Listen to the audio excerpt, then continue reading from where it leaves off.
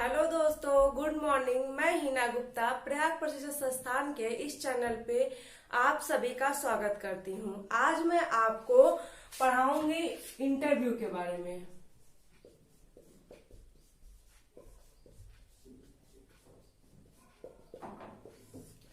ये आपका employability skill का एक टॉपिक है, इंटरव्यू। देखिए, इंटरव्यू बहुत टाइप के होते हैं, बहुत से डिपार्टमेंट में अलग अलग तरीके से इंटरव्यू लिए जाते हैं।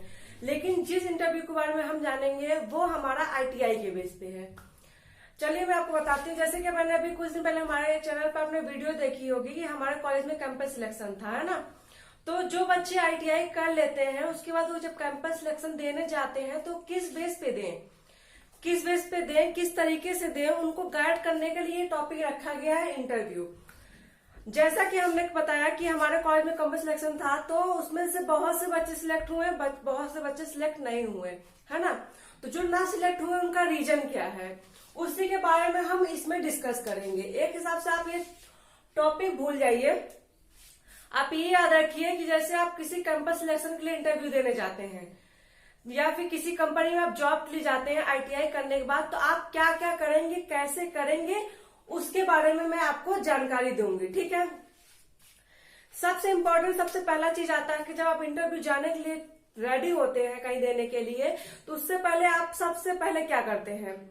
सबसे पहले जो आपका इंटरव्यू लेता है वो ध्यान देता है कि आप एंट्री किस तरह से करते हैं, है ना। कुछ लोग क्या होता है कि बहुत फास्ट स्पीड में आए, बहुत लोग आए तो आराम से आए, कुछ लोग आए हैं तो सीधे खड़े नहीं हो रहे हैं, हाथों को हिला रहे हैं, अपने कुछ कर रहे हैं, आई कांटेक्ट नहीं मिला पा रहे हैं। तो वो सब कमी है कहीं ना कहीं। तो उस चीज को क्लियर करने के लिए आपके जो एम्प्लॉयबिलिटी स्किल में रखा गया इंटरव्यू, ताकि बच्चों को गाइड रहे कि जब वो कहीं अपना इंटरव्यू देने जाएंगे तो स्टार्ट कैसे करेंगे। ठीक है, चलिए स्टार्ट करते हैं। तो हम अगर अपने पहले पॉइंट की बात करें तो हमारा होता है कि ड्रेस कोडिंग मीन्स कि आपको कैसे कपड़े पहन के जाने चाहिए, ताकि जो इंटरव्यू लगे कि हाँ थोड़ा सा बच्चे में कुछ बात है। हमारे कपड़े जो होते हैं वो सबसे ज्यादा इफेक्ट करते हैं। तो जैसे कि हमने देखा था, जब हमने इंटरव्यू लिया तो उसमें देखा बहुत से बच्चे जो घर में पहन रखा है जैसे थे वैसे चले आए, पैर में शूज नहीं है, स्लीपर पहन के चले आए। मतलब थोड़ा सा मेंटली लगना चाहिए आपकी फिजिकली कि आप रेडी हो, किसी जॉब के लिए रेडी हो। तो आप जब इंटरव्यू देने जाते हैं तो सबसे पहले आप शर्ट और पैंट, नॉर्मल फॉर्मल ड्रेस में जाना चाहिए आपको। दूसरी बात, आपको शूज पहन के जाना चाहिए, ठीक। और थोड़ा सा स्मार्ट, बहुत फैंसी बन के नहीं जाना चाहिए, कि नॉर्मली लगना चाहिए कि वो आपको जज जब करेगा ना, कि लगे उसको लगना चाहिए कि आपको काम की जरूरत है। ऐसा ना कुछ लोग अरे बस इंटरव्यू तो था हम दे के चले आ रहे हैं, ऐसा नहीं होना चाहिए। उसको आप लगना भी चाहिए कि आपको काम की जरूरत है, क्योंकि आप आईटीआई करके जा रहे हो, बहुत अच्छी मतलब बहुत हाई पोस्ट पे नहीं जा रहे हो कि आपको लोग देख के जॉब देंगे, आपके नॉलेज को देख के जॉब देंगे। पहले वो आपको आईटीआई, हमारा एक आईटीआई करने के बाद जो फ्रेशर होते हैं वो ट्रेनर के तौर पे जाते हैं ना, ट्रेनिंग लेने जाते हैं वो। तो उनको ना ये कॉन्फिडेंस रखना चाहिए कि हम किसी भी तरीके से काम कर लेंगे। तो उसके लिए आपको अपनी ड्रेस कोडिंग अच्छी करनी चाहिए। दूसरी बात, आप एंट्री जब करिए तो बहुत ही नॉर्मली, एकदम नॉर्मली एंट्री कीजिए। ऐसा नहीं कि बहुत हाई फाई, बहुत स्ट्रेट होके चल रहे हैं, बहुत झुक के चल रहे हैं, ऐसा नहीं। एकदम नॉर्मली एंट्री आपको करनी चाहिए। उससे जो आपका जो आता है इंटरव्यू लेने, वो बस इन्हीं चीजों को नोट करता है, क्योंकि आप फ्रेशर हो, आपसे वो बहुत हाई फाई क्वेश्चंस नहीं पूछेगा, हाई फाई क्वेश्चन नहीं देखेगा, आपका क्वालिफिकेशन नहीं, पहले वो आपका एटीट्यूड देखता है कि आप किस तरीके से हो। ठीक है। दूसरी चीज उसमें नोट की जाती है कि बच्चे का मन में क्या भावनाएं हैं, है ना। जब वो आपसे सबसे पहला क्वेश्चन, आपने एंट्री कर ली, ठीक है, आपने ड्रेस कोडिंग पढ़ा, मतलब मैंने बताया ये तो आप घर से निकलने से पहले ड्रेस कोडिंग अच्छे से करके आप गए, आपने एंट्री की। वो आपसे क्वेश्चन कौन कौन से क्वेश्चन आपसे पूछता है, देखिए याद रखिएगा, ये एज अ फ्रेशर के लिए है कि जब आप आईटीआई पास आउट करेंगे तो उसके लिए आप उसके बाद कहीं आप कंपनी में अप्लाई करेंगे तो आप कैसे अपना इंटरव्यू देंगे। ठीक है। इसमें इसलिए आप लोग बहुत हाई सोच मत रखा कीजिए। ये मैं बता दे रही हूँ, ये आपका फ्रेशर के लिए है। फ्रेशर कौन होता है, जिसने कभी काम नहीं किया है। ठीक है, ये फ्रेशर के लिए है। तो उसका जो अब हम आपको बताएंगे कि आपसे क्वेश्चन किस तरीके से पूछे जाते हैं। क्वेश्चनिंग, आप जब एंट्री कर लेंगे तो आपसे क्वेश्चनिंग किस तरह से होगी, ठीक है। आपसे क्वेश्चनिंग क्या होगी, फर्स्ट क्वेश्चन आपसे पूछता है वो नेम, आपका नाम क्या है, ठीक है। सबसे पहले आपसे पूछेगा आपका नाम क्या है, दूसरा पूछेगा फादर्स नेम, फादर्स नेम, ठीक। आप अपने डॉक्यूमेंट लेके जाते हैं, ठीक है, फिर वो आपकी क्वालिफिकेशन देखेगा। आपकी तीसरी वो क्वालिफिकेशन जानना चाहेगा, जो इंटरव्यू लेने वाला होता है वो आपकी क्वालिफिकेशन जानना चाहता है, ठीक है।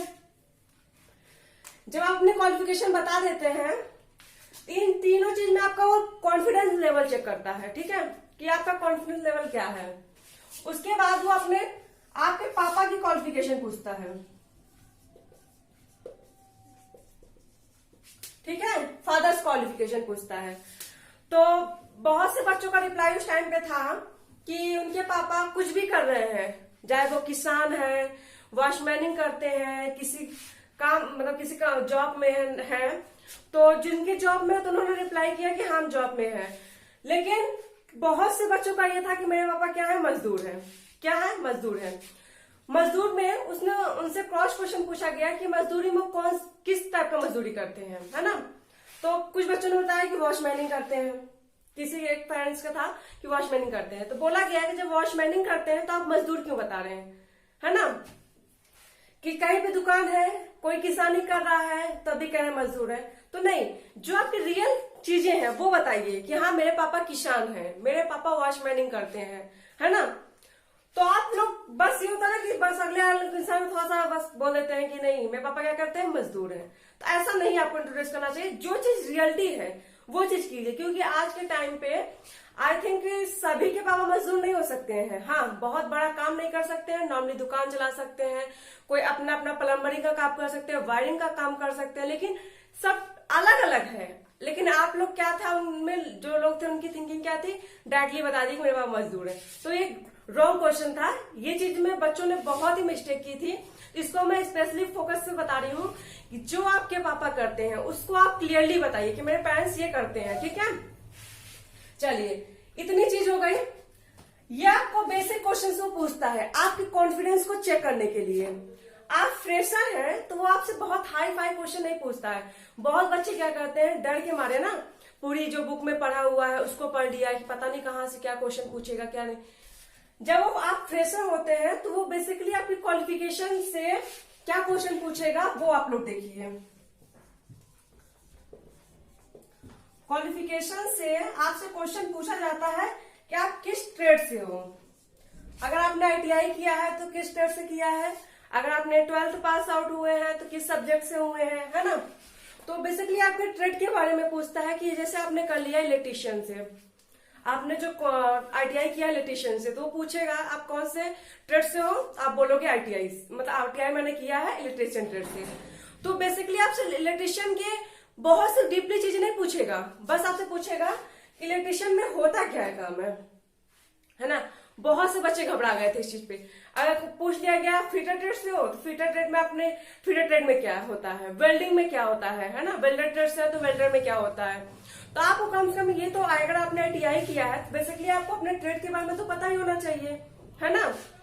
तो बहुत से बच्चों लोग इसमें घबरा गए थे, शायद उनको आंसर आते भी थे लेकिन फर्स्ट टाइम अटेम्प्ट था तो बहुत नर्वस हो गए थे, उस पर वो क्लियर आंसर नहीं दे पा रहे थे, ठीक। तो आप लोग नॉर्मली जब आप इंटरव्यू के लिए जाए तो अपने थोड़ा सा नॉलेज रखिए कि हमारे ट्रेड में है क्या काम, है ना। तो आपको अपने ट्रेड की जानकारी होनी चाहिए, आप किस ट्रेड से हो, नॉर्मली आपको ये तो पता ही होना चाहिए, ठीक। ट्रेड के बाद अगर आप कोई बेसिकली और नॉलेज रखते हैं, अगर आपने अपने डॉक्यूमेंट्स में दिखाया है तो वो उसके बारे में पूछेगा। मतलब यही कि अगर आपने कोई क्वालिफिकेशन ली है, कोई डिग्री ली है, तो उसके बारे में आपको नॉलेज है कि नहीं है। क्योंकि आप फ्रेशर हो, आप कंपनी में तो अप्लाई कर लेंगे, आपको पता तो होना चाहिए ना कि इस जरिए हम जाएंगे तो हमें वहां काम क्या करना पड़ेगा, इतना तो आपको नॉलेज होना चाहिए। तो बहुत से बच्चे ट्रेड के क्वेश्चन में फंस गए थे, उन्होंने पूछ लिया अगर कि आपके ट्रेड में काम क्या होता है, तो बहुत से बच्चे घबरा गए थे। बेसिकली जो ट्रेड है उसमें क्या होता है, इलेक्ट्रिशियन में आपको पता है इलेक्ट्रिशियन क्या करता है, वेल्डर क्या करे, वेल्डर में जो वेल्डिंग होती है उसमें क्या होता है ना। इतना तो आप लोग को आइडिया बेसिकली आप सुने होते हैं। तो मेरा तो मानना है कि बहुत से बच्चों को पता होगा लेकिन वो घबराहट में बता नहीं पाए, है ना। तो थोड़ा सा सेल्फ कॉन्फिडेंस जो होता है, आत्मविश्वास था आपको रखना होगा, ठीक है, क्योंकि घबराहट जितनी होती है वो काम सब गड़बड़ कर देता है। ठीक, तीसरी बात आती है कि वो आपसे क्वेश्चन क्या पूछता है, नाम पूछ लिया, पापा का नाम पूछा, अपनी क्वालिफिकेशन आपने बताई, पापा क्वालिफिकेशन बताई, उसने उसके बाद कॉर्स क्वेश्चन किया। ये जब वो ट्रेड पूछता है ना, इससे वो चेक करता है कि आपके पास नॉलेज कितनी है। ठीक, नॉलेज कितनी है वो चेक करने के लिए वो ट्रेड के बारे में पूछता है। इसमें कुछ बच्चों ने ट्रेड के बारे में नहीं बता पाया, चलिए ठीक है, उसको हो सकता है कि डिफाइन नहीं कर पाए लोग, ठीक, वो संतुष्ट नहीं हुआ उनसे आंसर से। उसके बाद उन्होंने लास्ट पूछ क्या लेते हैं, चलिए टूल्स बताइए, जो जिस ट्रेड में है उसमें आप टूल्स क्या यूज करते हैं, इक्विपमेंट क्या यूज करते हैं, इक्विपमेंट क्या यूज करते हैं, है ना। तो टूल्स इक्विपमेंट उन्होंने बोला कि 10 क्वेश्चन आप 10 टूल्स या इक्विपमेंट बताइए। ये बताइए, इलेक्ट्रिशियन ट्रिप से इलेक्ट्रिशियन क्या आपने कभी देखा है, आपके घर में इलेक्ट्रिशियन आते हैं, प्लम्बर करने आते हैं, हर लोग क्या यूज करते हैं टूल्स, बेसिकली क्या टूल यूज होता है, जो घर में हम अपने टूल्स यूज करते हैं वही हमारे ट्रेड में भी होते हैं। बस सब ट्रेड में थोड़ा अलग अलग होता है, थोड़ा एक्स्ट्रा चीजें होती हैं जिस लेवल पे होता है, लेकिन बेसिक टूल्स तो आप लोग नॉर्मली बता ही सकते हैं, है ना, कि घर में क्या होता है, प्लायर होता है, पेचकस होता है ना, हथौड़ा होता है, तो हर जैसे फीटर में क्या यूज होता है, इलेक्ट्रिशियन में क्या यूज होता है, तो अपने ट्रेड के बारे में आपको इतनी नॉलेज रखना चाहिए। वो सिर्फ आपका कॉन्फिडेंस लेवल चेक करने के लिए इतना पूछ रहे थे, ठीक है, पूछते हैं भी है। दूसरी बात वो आपसे पूछ लेते हैं, जब इतना चीज आप बता रहे थे, आपका कॉन्फिडेंस कितना, आपका नॉलेज कितना, इससे वो आइडिया लगा लेते हैं, है ना। वो ये क्वेश्चंस नहीं रट के आते हैं कि आपको थ्योरी का उठाएंगे, पूछेंगे ये बताओ क्या होता है, ये क्या होता है। वो आपका बेसिकली नॉलेज जानते हैं। आप फ्रेशर हैं तो आपसे बहुत डीपली क्वेश्चन नहीं पूछते हैं, सिर्फ जो आपको बेसिकली पता होना चाहिए अपने ट्रेड रिलेटेड वही क्वेश्चन पूछे जाते हैं। उसके बाद वो आपसे पूछता है आप सैलरी कितने एक्सपेक्ट करते हैं, सैलरी, है ना, वो जानना चाहते हैं कि आप कितनी सैलरी, वो आपका जो लास्ट क्वेश्चन होता है वो पूछते हैं आप सैलरी कितनी एक्सेप्ट करते, मतलब कितने एक्सपेक्ट करते हो हमसे कि हम आपको कितनी सैलरी देंगे। इसमें बहुत से बच्चे कैंसिल हुए, क्योंकि अच्छा बताइए, आपके पास नॉलेज नहीं है तो आपको कोई इंसान ज्यादा पैसे कैसे देगा। जैसे आप अपने घर में कोई काम करने के लिए रखते हैं, उसको कुछ काम नहीं आता है तो आप उसको पूरी पेमेंट देंगे। एक एक्सपर्ट को ला दिया जाए और एक सीखने वाले को ला दिया जाए तो आप पेमेंट पूरी दे सकते हैं, दोनों को इक्वल नहीं दे सकते हैं आप, है ना। तो बहुत से बच्चों के मन में डाउट था कि अरे हम जा रहे हैं तो हमको इतनी सैलरी चाहिए, है ना। तो आपको जो सैलरी है उसको अपने नॉलेज के हिसाब से आपको खुद सोचना चाहिए। तो मेरे हिसाब से तो आपको ये सोचना चाहिए कि हम ITI कंप्लीट करके जब कहीं जा रहे हैं तो हम सीखने जा रहे हैं। जब हम कहीं कोचिंग करते हैं तो हम खुद पैसा पेड करते हैं, है ना। कोचिंग करते हैं, जब हम कोई कंप्यूटर क्लास करते हैं, कोई इंटर 12th की जब भी कोचिंग करते हैं तो हम खुद पैसा देते हैं ना, क्योंकि हम सीखने जाते हैं। हम कंप्यूटर क्लास करते हैं तो हम खुद पैसा देते हैं ना, वो तो हमें नहीं देता, लेकिन फिर भी आपके ITI क्वालिफिकेशन वो आपको सिखाएगा ही वर्क।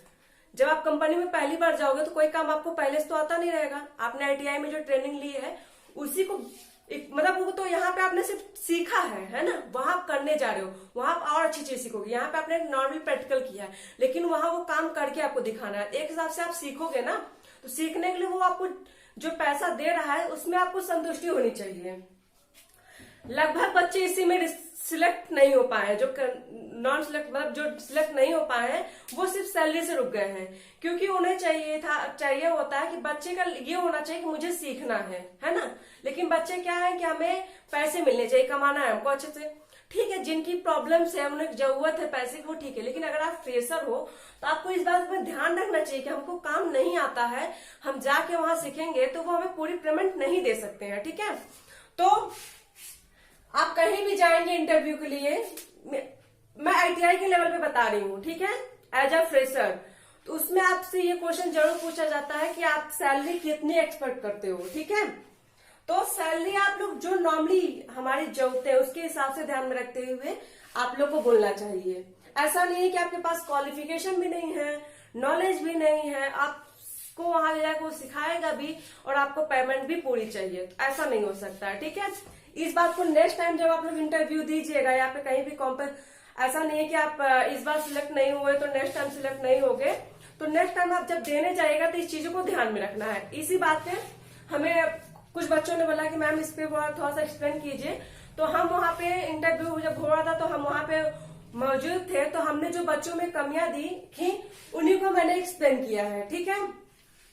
रही बात इंटरव्यू की, तो इंटरव्यू पे जब आप इंटरव्यू हमारा कब होता है, हाई प्रोफाइल क्वेश्चन जब होता है, बहुत से गवर्नमेंट जॉब्स हैं उसमें अलग अलग इंटरव्यूज होते हैं, तो सबका अलग अलग लेवल होता है, ठीक है। तो मैं इसीलिए बार बार बोल रही हूँ कि मैं ITI के लेवल पे आपको जब कंपनी प्लेसमेंट होता है उस पर किस लेवल पे क्वेश्चन पूछे जाते हैं उसके बारे में मैं आपको बता रही हूँ, ठीक है। और इसमें कुछ और आप लोग को डाउट हो तो कमेंट कीजिए। बाकी इतनी ही लास्ट चीजें थी कि आपको सैलरी कितनी चाहिए, क्वालिफिकेशन, एटीट्यूड वो आपका देख रहा था कितना है, और आपको वो जो फ्रेशर को सिलेक्ट करता है इन्हीं के बेस पे सिलेक्ट करता है। वो आपके मतलब आपके अंदर कितना सेल्फ कॉन्फिडेंस है, आप कितने सीखने के इच्छुक हैं, इसी लेवल पे सिलेक्ट किया जाता है। और अगर आपको काम आता है, आपके पास नॉलेज है, तो वो आपकी पेमेंट भी उसी हिसाब से रखता है, ठीक है। ऐसा नहीं कि किसी बच्चे को कुछ नहीं आता, किसी बच्चे को बहुत चीज आता है, क्वालिफिकेशन दोनों की सेम है तो उस पर भी थोड़ा सा इम्प्रूवमेंट होता है, ठीक है। और जिन बच्चों के पास एक्सपीरियंस होता है, 1-2 साल कहीं काम किए होते हैं और उनके पास नॉलेज होता है, तो उनकी पेमेंट भी अलग रखी जाती है। तो आई होप आप लोग को क्लियर हो गया होगा कि नेक्स्ट टाइम आपको जब इंटरव्यू की जाएंगे तो आपको क्या क्या प्रिपरेशन करके जानी है, और जो आपका ट्रेड है इसके बारे में थोड़ा सा पढ़ के जाना है आप लोग को, कि आपने जो डिग्री ली है उसमें काम क्या होता है, उसमें मतलब क्या क्या इक्विपमेंट और टूल्स यूज होते हैं, इतना तो आपको पता ही होना चाहिए, है ना। तो ये चीज आपको प्रिपेयर करके जाना है। बाकी कुछ खास क्वेश्चंस उसमें नहीं होते हैं क्योंकि आप फ्रेशर होते हो, तो वो बस आपका कॉन्फिडेंस लेवल और सीखने की इच्छा को देखता है, आपकी जरूरतें कितनी है, आप कितने सीखने की इच्छुक हो, इसी पे वो ध्यान देता है। और जैसे जैसे आप सीखने वहां जाओगे, आपको 1-2 साल होगा, आपके पास नॉलेज मतलब हो जाएगी, एक्सपीरियंस हो जाएगा, तो आपकी पेमेंट ऑटोमेटिक बढ़ जाएगी। लेकिन एज अ फ्रेशर आपको ज्यादा एक्सपेक्ट नहीं करना चाहिए सैलरी के मामले में, ठीक है। तो आप लोग को समझ में आ गया हो गया मैंने आपको क्या क्लियर किया। इससे आपका एम्प्लॉयबिलिटी स्किल का इंटरव्यू का जो टॉपिक था वो भी क्लियर हो गया।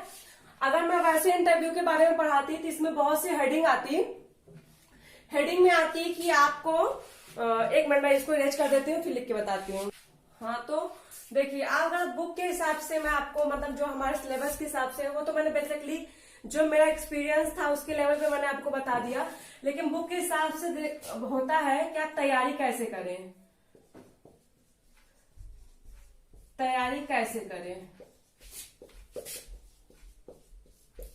उसके विशेष पे है। पहला है पोशाक यानी कि ड्रेस। जैसे मैंने बता दिया कि आपको फॉर्मल ड्रेस में जाना चाहिए, बॉयज के लिए अलग है और गर्ल्स के लिए अलग है। देखिए फॉर्मल ड्रेस का मतलब ये है कि आपने कपड़े तो पहन लिए लेकिन आपको बहुत डार्क कलर नहीं पहनना चाहिए, है ना, कि बहुत अच्छे दिखने के लिए हमने बहुत डार्क कलर कपड़े पहन लिए। तो नॉर्मल कलर हमको यूज करना चाहिए, नॉर्मल कलर। लड़के और लड़कियों दोनों के लिए ये चीजें हैं कि फॉर्मल ड्रेस आप जो भी ड्रेस आप पहने उसका कलर नॉर्मल होना चाहिए, ठीक। लड़कों के लिए है कि वो थोड़ा सा शेविंग करवा के जाएं, बाल कटिंग करवा के जाएं, थोड़ा सा सही से जाएं, जूते पहन के जाएं। लड़कियों के लिए है कि आप भी चोटी करके जाइए, बहुत बाल बिखरा के मत जाइए, बहुत ओवर मेकअप में मत जाइए, बहुत ही नॉर्मल आपको एंट्री करनी चाहिए, ठीक है। तो इसमें यही था लड़के और लड़कियों के लिए कि आपको अपने कपड़े, अपनी पर्सनालिटी और जो भी मतलब कि एक आप कहीं ऑफिस में जाते हो जैसे उस तरीके से आपको जाना चाहिए। जैसे बहुत लोग करते क्या है, अरे चलो कंपनी आई है बस जो भी पहना जैसे भी है चले गए, तो उसका बहुत इफेक्ट पड़ता है। तो आपको बहुत ही वेल मेंटेन होके जाना चाहिए, ठीक है। फॉर्मल ड्रेस में जाना चाहिए, बहुत लाइट कलर मतलब बहुत डार्क कलर नहीं पहनना चाहिए, नॉर्मली कलर पहनने चाहिए। अपने बाल पे अपने हाथ के नाखून कटे होने चाहिए, पैर में जूते होने चाहिए, है ना। अब ऐसा भी नहीं कि फॉर्मल ड्रेस में आए तो बहुत लड़के हुए कोट पैंट पहन के चले जाए, है ना, ऐसा नहीं। सिर्फ नॉर्मल ड्रेस, नाखून कटे होने चाहिए, बाल कटे होने चाहिए, सेविंग बिल्कुल नहीं होनी चाहिए, बहुत ज्यादा सेविंग, मतलब थोड़ा सा मेंटेन ठीक ठाक लगे उस तरीके से।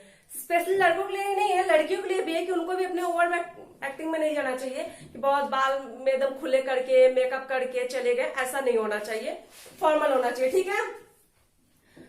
दूसरी और बात है इसमें, ये ड्रेस हो गया कि क्या करें क्या ना करें, करें क्या ना करें। जैसे कि ये हेडिंग का मतलब है, जैसे आपने एंट्री कर ली है ना, एंट्री कर ली तो आपको स्ट्रेट खाना चाहिए। बहुत से बच्चे हैं थे, मतलब बहुत बच्चे होते हैं क्या है कि हाथ ऐसे से कर रहे हैं, ठीक, घबराहट बहुत हो रही उन्हें, तो घबराना नहीं चाहिए, कंट्रोल करना चाहिए, आई कांटेक्ट अच्छा होना चाहिए, प्लस की और आपको क्या करना चाहिए, जो भी आप बोले वॉइस ऐसी होनी चाहिए कि उनके तक प्रॉपर पहुंचनी चाहिए। इससे हमारा कॉन्फिडेंस लेवल दिखता है ना। बहुत बच्चे दम सर झुकाए नीचे धीरे धीरे बोल रहे हैं, वो कह रहा है तो तेज बोलो हमें सुनाई कम दे रहा है। उस पे आपका जो होना चाहिए स्ट्रेट खड़े होइए। और बहुत लोग हैं स्माइल किए जा, कुछ नहीं रहा तो हंसे जा रहे, नॉर्मल तो है, हमारे कॉलेज के टीचर है बाहर और कंपनी के ये लोग हैं, क्या है जिनको नहीं करना है चले गए हैं, चलो चेक करके आ रहे हैं तो हंस रहे हैं। तो ये ऐसा नहीं होना चाहिए ना, स्ट्रेट सीरियस होना चाहिए। भले ही आपको जॉब करनी है नहीं करनी है, लेकिन अगर आप एक्सपीरियंस के लिए गए हो कि हम ट्राई करके आते हैं देखते हैं कैसा होता है, तो उस पर भी आप वेल मेंटेन रहिए, ठीक है। तो वही चीज है कि आपको घबराहट नहीं होनी चाहिए। घबराहट तो सबके अंदर होती है, लेकिन आपके फेस पे दिखना नहीं चाहिए उसका एक्सप्रेशन। और स्ट्रेट खड़े होना चाहिए, स्माइल नहीं होनी चाहिए ज्यादा ओवर स्माइल, मतलब है ना कि कुछ आ भी नहीं रहा और कुछ नहीं हंसे जा, ऐसा भी नहीं एकदम गुस्से में हो, सीरियसली हो, नॉर्मल बिहेवियर इतना ऐसा होना चाहिए कि उसको लगे कि हाँ बच्चे में कुछ बात है। और कॉन्फिडेंस में भी नहीं जाना चाहिए और एक्टिंग भी नहीं करनी चाहिए, ठीक। उसके बाद है कि आपके पास डॉक्यूमेंट क्या क्या होने चाहिए।